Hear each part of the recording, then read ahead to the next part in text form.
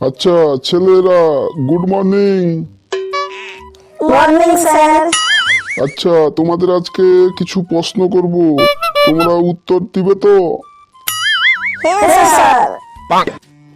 আচ্ছা মদন, আগে তুমি একটা প্রশ্নের উত্তর দাও। বলো তো, পৃথিবীতে সবচেয়ে হাসি খুশি প্রাণী কোনটি? স্যার ওই হচ্ছে হাতি। কেন?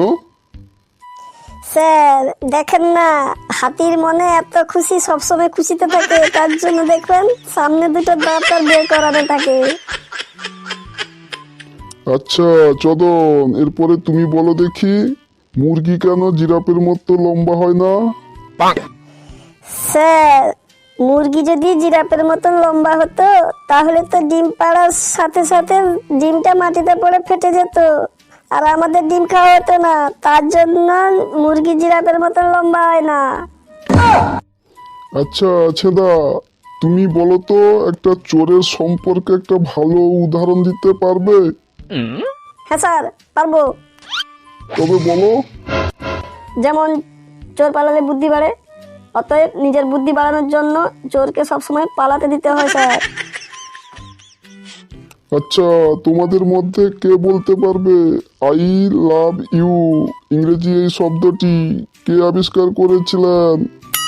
স্যার আমি বলবো। হ্যাঁ তবে বলো। স্যার চায়না কোম্পানি তৈরি করেছিল। তবে তা কিভাবে বুঝলে, একবার বুঝিয়ে বলো বাবা ছেদা। স্যার এর কোনো গ্যারান্টি নেই এবং কোয়ালিটিও নেই, টিকলে সারা জীবন আর না টিকলে দুদিনে খতম। গাধা কোথাকার, তোর দ্বারা পড়াশোনা কিছু হবে না দেখছি যা। যারা একেবারে গাধা নির্বোধ তারা ছাড়া আর সবাই বসে পড়ো। কি রে ছেদা, তুই গাধা নাকি নির্বোধ? না স্যার, আপনি একা দাঁড়িয়ে আছেন এটা আমাকে ভালো দেখাচ্ছে না, তাই আমিও দাঁড়িয়ে আছি। আপনি একা কেন গাধা হবেন, আমিও না হলে গাধা হয়ে নিলাম আপনার সঙ্গে, আর কি।